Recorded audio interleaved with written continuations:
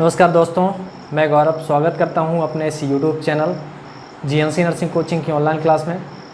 दोस्तों ओबीजी चल रही है और जो हमारा टॉपिक है वो है फीमेल रिप्रोडक्टिव सिस्टम। और फीमेल रिप्रोडक्टिव सिस्टम को पर्टिकुलर हमने दो पार्ट में डिवाइड किया था। एक था इंटरनल जेनाइटल एरिया, एक था एक्सटर्नल जेनाइटल एरिया और external genital organ. External genital organ को हमने कंप्लीट डिस्कस कर लिया है और इंटरनल में कुछ पोर्शन छूटे थे जो आज हम डिस्कस करेंगे।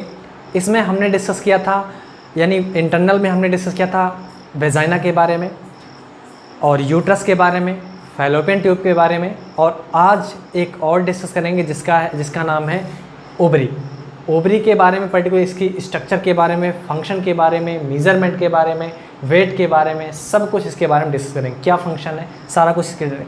जो पर्टिकुलर ओवरी होती है, सबसे पहले देखेंगे ये कौन से ऑर्गन से अटैच रहती है, कहाँ पर रहती है और क्या मकसद होता है। तो सबसे पहले यहाँ पर देखेंगे स्ट्रक्चर बना करके।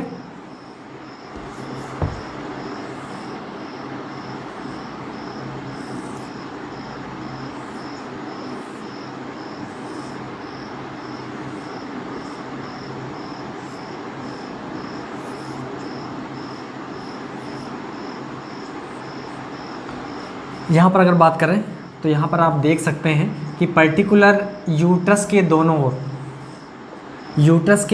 ओर एक पर्टिकुलर ये आलमंड जैसी संरचना पाई जा रही है। यहाँ पर आप देख सकते हैं आलमंड जैसी एक संरचना पाई जा रही है जिसका हमने नाम दिया है ओवरी। क्या नाम दिया है? ओवरी। तो यहाँ पर इस स्ट्रक्चर के बारे में डिस्कस करेंगे। तो आप यहाँ पर जनरली देख सकते हैं कि पर्टिकुलर अगर लिखना हो यहाँ पर तो आप लिख सकते हैं particular it is a part which is connected with the uterus by a ligament। Particular ये जो अटैच है, ये जो यूट्रस से अटैच है, ये पर्टिकुलर अटैच करने वाला एक लिगामेंट है जिस लिगामेंट का नाम है ओवेरियन लिगामेंट। तो यहाँ पर बात करते हैं, हम स्टार्ट करते हैं इसके बारे में। तो क्या है ये पर्टिकुलर, जैसे मेल में टेस्टिस क्या करता है, स्पर्म का फॉर्मेशन या स्पर्म का प्रोडक्शन करता है, उसी तरह जो ये फीमेल है ये ओवरी है, ये क्या है, ये फीमेल गोनेड्स। तो यहाँ लिख सकते हैं it is a female gonads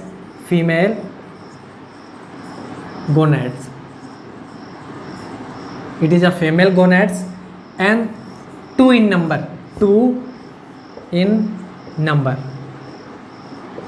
number each side of the uterus. क्या है? ईच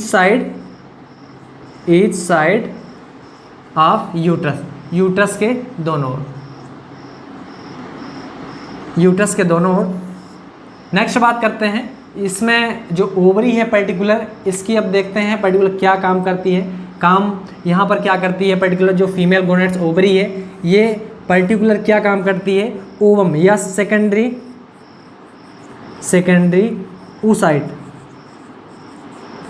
oocyte या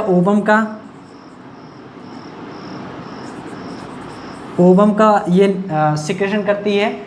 और नेक्स्ट बात करें ये क्या किसका काम करती है, ये पर्टिकुलर एक ग्लैंड्स का भी काम करती है, यानी एंडोक्राइन ग्लैंड्स का भी काम करती है। तो यहाँ पर एंडोक्राइन ग्लैंड्स का भी काम करती है। और ये कौन सा हार्मोन से निकालती है, ये निकालती है एस्ट्रोजन और प्रोजेस्टेरोन। एस्ट्रोजन और प्रोजेस्टेरोन। नेक्स्ट बात करते हैं, हमने देखा कि पर्टिकुलर ये फीमेल गोनेड्स है जो कि दो काम करती है, ओवम का भी निर्माण करती है और पर्टिकुलर ये एंडोक्राइन ग्लैंड्स की भी तरह काम करती है। ये पर्टिकुलर एस्ट्रोजन और प्रोजेस्टेरोन हार्मोन्स का सिक्रेशन करती है। और इसकी बात करें तो जो इसका शेप होता है, शेप की बात करते हैं, ये किस शेप की होती है, ये आलमंड शेप की होती है, बादाम की तरह होती है। नेक्स्ट बात करें इसका वेट कितना होता है, तो इसका वेट होता है 4 to 8 ग्राम।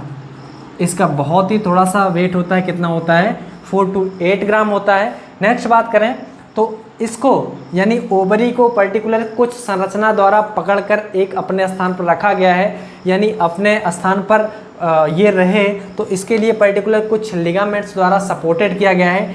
तो यहाँ पर लिख सकते हैं it is supported by the ligament. तो यहाँ पर पर्टिकुलर जो ओवरी है जो यूट्रस के अपर पार्ट से जुड़ी है और जिस पोर्शन से या जिस चीज़ से जुड़ी है उसका क्या नाम है, लिगामेंट। तो इस लिगामेंट्स का क्या नाम है, इट इज सपोर्टेड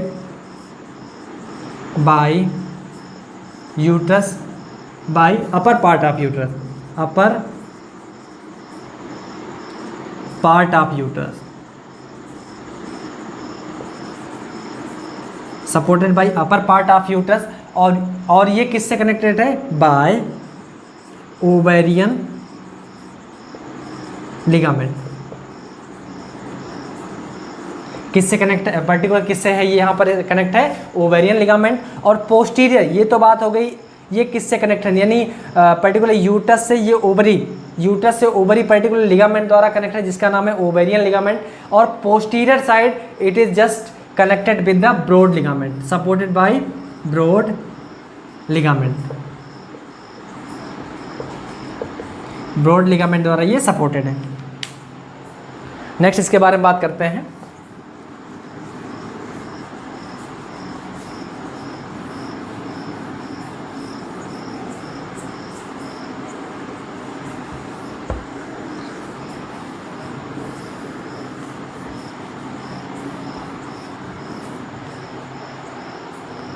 नेक्स्ट यहाँ पर बात करते हैं अब कि इसके मेजरमेंट के बारे में बात करते हैं।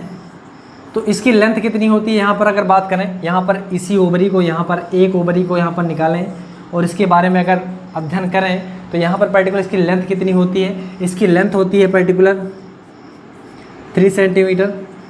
और इसका विड्थ कितनी होती है, वाइड कितनी होती है, तो विड्थ इसकी होती है 2 सेंटीमीटर। और इसकी थिकनेस कितनी होती है, इसकी 1 सेंटीमीटर। तो इसको लिख सकते हैं 3 × 2 × 1। और हमने यहाँ पर क्या चर्चा कर लिया, पर्टिकुलर यहाँ पर हमने देख लिया शेप के बारे में, वेट के बारे में, मेजरमेंट के बारे में, और सपोर्ट किससे हैं ये। और नेक्स्ट बात कर लिया हमने ये फीमेल गोनेड्स हैं। अब बात करते हैं इसके पार्ट के बारे में। जो पर्टिकुलर ओवरी है, ओवरी के पर्टिकुलर यहाँ पर इसको 2 संरचना में डिवाइड करके या 2 पार्ट में डिवाइड करके इसके स्टडी की गई है। तो यहाँ पर देखते हैं,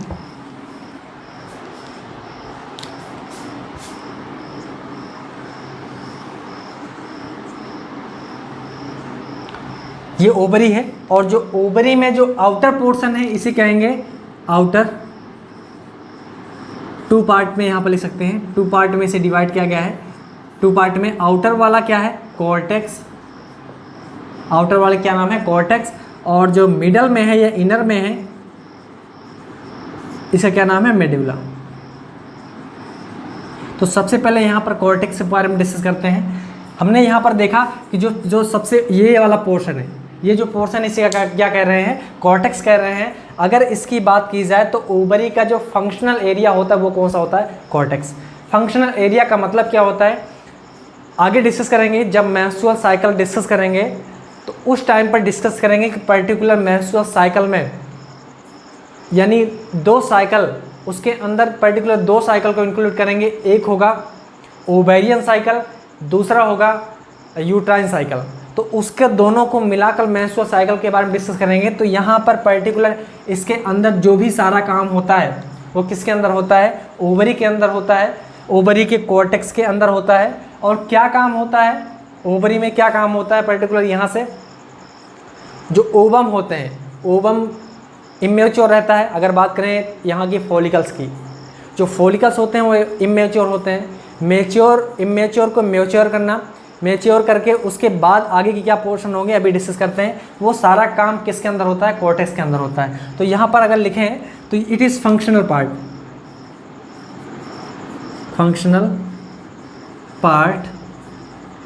ऑफ ओवरी। ओवरी का फंक्शनल पार्ट है। क्यों? क्योंकि इन द कॉर्टेक्स क्या होता है, पर्टिकुलर जो ओवेरियन फॉलिकल्स होता है उसका डेवलपमेंट होता है। इसलिए because due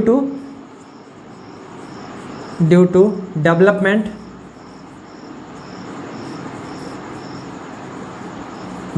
of ovarian follicles in the cortex part.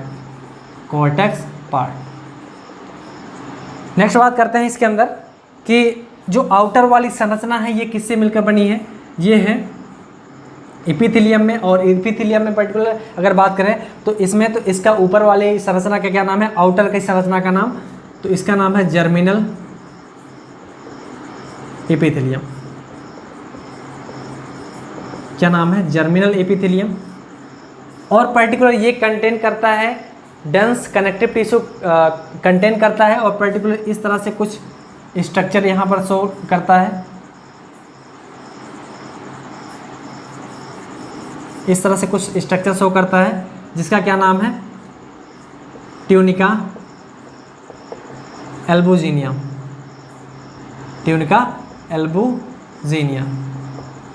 और जो जर्मिनल एपिथेलियम है इट कंटेन्स क्या कंटेन करते हैं पर्टिकुलर, ये करते हैं पर्टिकुलर ओवेरियन फॉलिकल्स। जो जर्मिनल एपिथेलियम है ये पर्टिकुलर क्या कंटेन करते हैं, ओवेरियन फॉलिकल्स। तो जर्मिनल एपिथेलियम कंटेन ये कंटेन क्या करते हैं, कंटेन ओवेरियन फॉलिकल। अब यहाँ पर बात करते हैं एक एक के बारे में।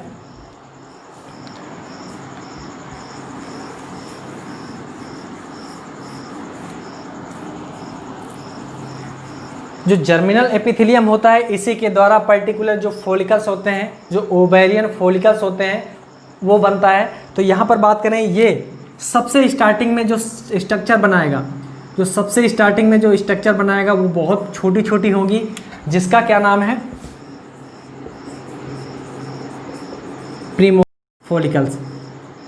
Primordial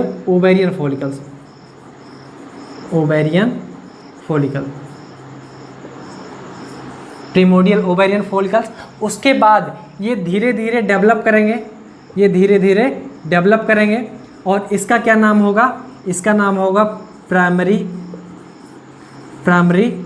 ovarian follicles.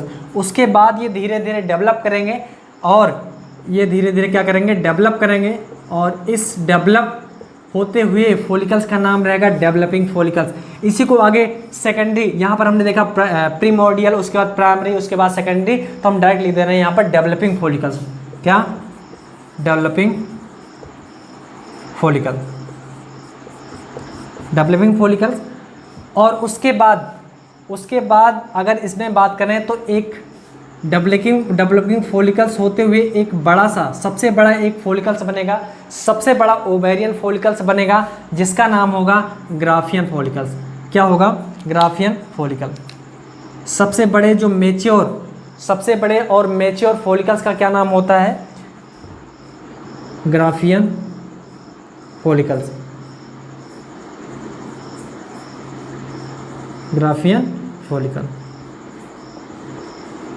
अगर इसकी बात करें, at the time of female baby born, जब फीमेल बेबी बॉर्न होती है उस टाइम उसके अंदर पर्टिकुलर ये संरचना यानी ओवरी की संरचना पाई जाती है। उसके अंदर भी जर्मिनल एपिथेलियम लेयर होती है और उसके अंदर भी पर्टिकुलर फॉलिकल्स बनते हैं। और उस टाइम पर कितने फॉलिकल्स उसके अंदर होते हैं, लगभग 2 मिलियन।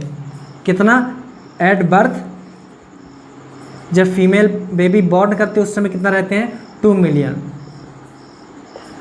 और वही बेबी जब प्यूबर्टी के एज पर आ जाती है तो उसमें कितने फॉलिकल्स बचते हैं, 4 लाख। कितने, 4 लाख, 4 लाख बचते हैं एट प्यूबर्टी। जब भी फीमेल प्यूबर्टी की एज पर पहुंचती है उस टाइम पे उसके अंदर कितने बचते हैं, 4 लाख बचते हैं। नेक्स्ट बात की जाए इसके अंदर, यहाँ पर हमने देखा कि पर्टिकुलर ग्राफियन फॉलिकल्स बन गया और इसके अंदर कंटेन होता है ओवम या सेकेंडरी oocyte। क्या होता है इसके अंदर, सेकेंडरी oocyte, या इसको कहते हैं ओवम, इसको कहते हैं ओवम। इसके अंदर क्या कंटेन रहता है, ये अपने अंदर क्या रखता है, सेकेंडरी oocyte और ओवम। पर्टिकुलर अगर बात करें at the time of menstrual cycle के दौरान इसमें क्या होता है, जो मेंस्ट्रुअल साइकिल पूरी चलती है तो 14वें दिन, कितना, 14वें दिन क्या होता है? ओव्यूलेशन। क्या होता है? Ovulation. At the time of ovulation जो पर्टिकुलर ग्राफियन फॉलिकल्स क्या होगा? Graafian follicles rupture. Graafian follicles rupture होगा और ग्राफियन फॉलिकल्स रप्चर होने के बाद से, ग्राफियन फॉलिकल से रप्चर होने के बाद इसके अंदर से कौन सी संरचना बाहर आएगी? ओवम। ओवम आएगी, या इसे क्या कहेंगे? ग्राफियन फॉलिकल, सॉरी इसको क्या कहेंगे? Secondary oocyte। Secondary oocyte। तो हमने देखा। और नेक्स्ट बात करें कि ओवम इसमें से निकलने के बाद इस पर्टिकुलर संरचना, यानी कहने का मतलब ग्राफियन फॉलिकल्स जब रप्चर होगा, रप्चर होने के बाद इसमें का जो पर्टिकुलर सेकेंडरी oocyte से वो निकल जाएगा, तो उस कंडीशन को हमने क्या बोला है? Ovulation. At the time of ovulation the ovum will exit out from the Graafian follicles after the rupturing. Rupture, Graafian follicles के रप्चर होने के बाद पर्टिकुलर जो इसमें ओवम होता है वो बाहर चला जाएगा। बाहर करने का मतलब कि उसमें का जो ओवम है वो किसके अंदर चलाया जाएगा?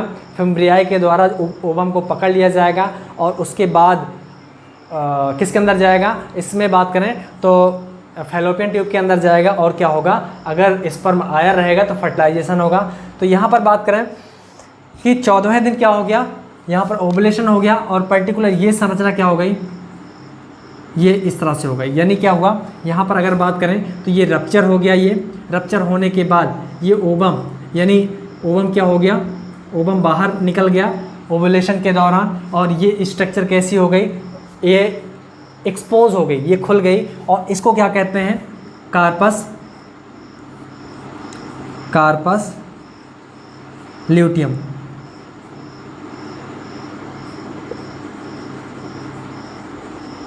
कार्पस ल्यूटियम क्या कहेंगे? कार्पस ल्यूटियम कहेंगे। इस संरचना को क्या कहना है? Corpus luteum. और यही अगर बात करें, यही कार्पस ल्यूटियम क्या होती है?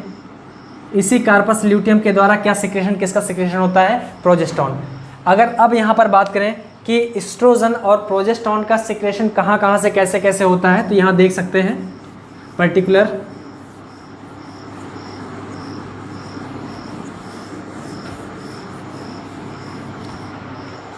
यहाँ पर हमने देखा था जो पर्टिकुलर डेवलपिंग फॉलिकल्स रहेंगे, जो डेवलपिंग फॉलिकल्स होते हैं उसके द्वारा किसका सिक्रेशन होता है? एस्ट्रोजन का। यानी developing follicles, developing follicles, developing follicles किसका सिक्रेशन करती हैं? एस्ट्रोजन। और उसके बाद corpus luteum, corpus luteum, corpus luteum किसका करती हैं? प्रोजेस्टोन।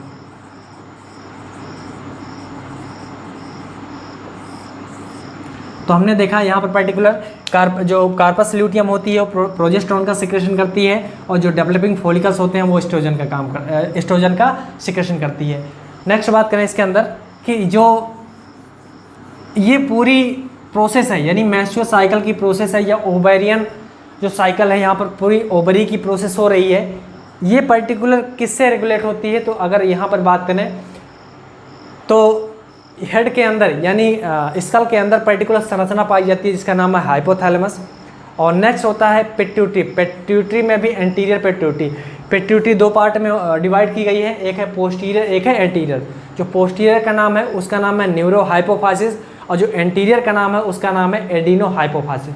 तो पर्टिकुलर यहाँ पर hypothalamus it is totally controlled by the gonadotropic hormones and it is secreted from the hypothalamus, and hypothalamus work upon the pituitary, anterior pituitary and anterior pituitary go and work upon the ovary। तो यहाँ पर बात करते हैं जो hypothalamus होता है,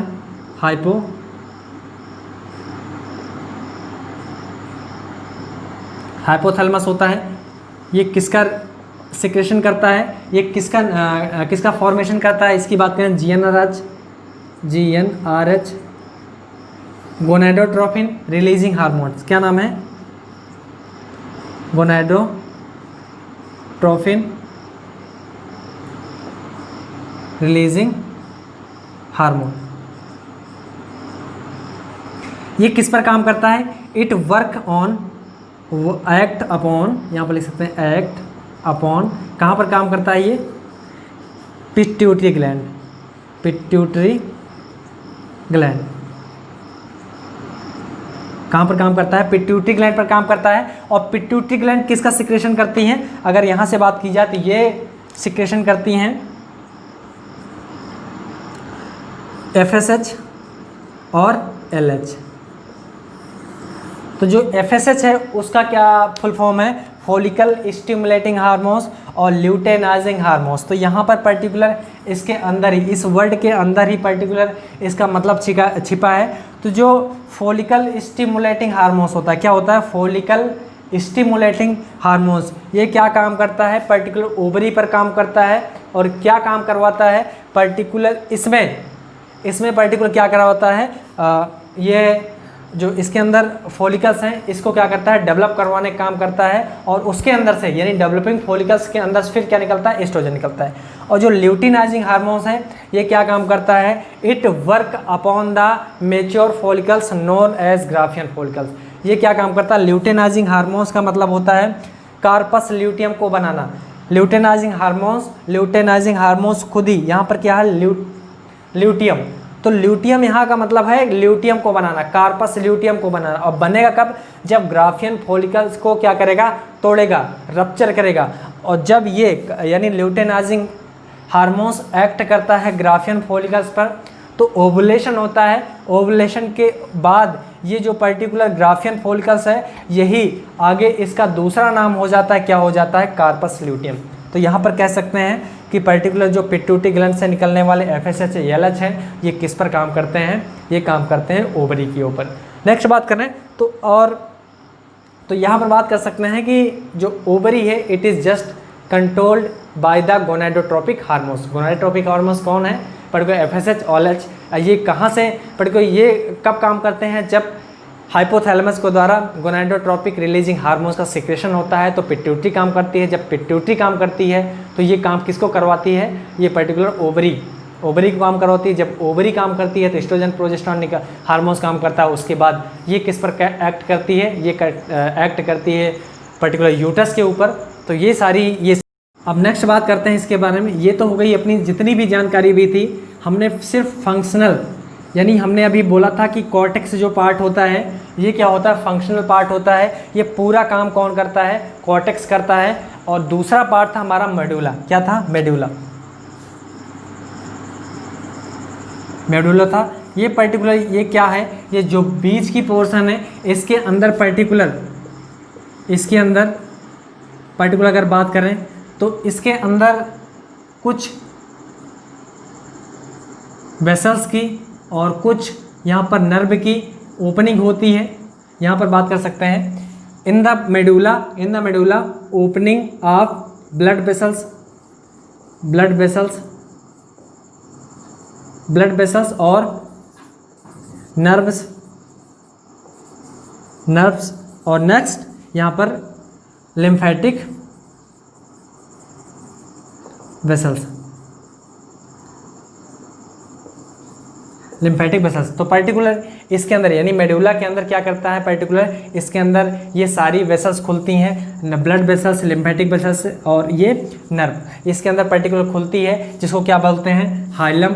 जिस पार्ट से, यानी हमने देखा था किडनी में भी, जैसे जिस पोर्शन से सारी डक्ट या बात करें जितनी भी आर्टरी खुल रही थी, जितने भी वेन आ रही थी, जितनी लिम्फेटिक वेसल्स आ रही थी और जितने वहाँ पर नर्व जा रहे थे, जिस रास्ते से जा रहे थे उसका क्या नाम था, हाइलम। और यहाँ पर इस हाइलम को क्या बोलेंगे, मीजोबेरियन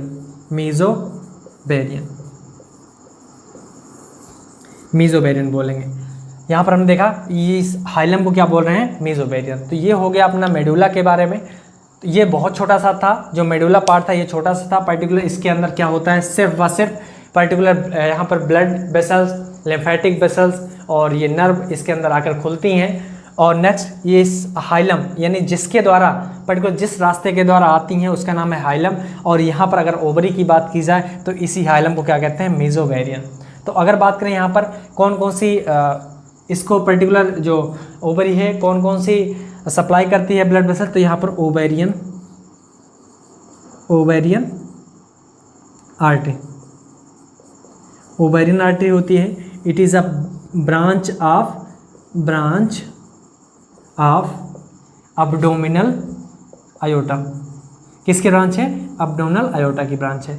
तो ये हो गई अपनी बात ओवरी के बारे में। आशा करता हूँ कि जितना भी आज के इस छोटे से लेक्चर में बताया गया है आपको ज़रूर समझ में आया होगा। आया हो तो वीडियो को लाइक करें, अपने दोस्तों के साथ वीडियो को शेयर करें। अगर आप हमारे चैनल पर नए हैं तो चैनल को सब्सक्राइब करें। Thanks for watching my video.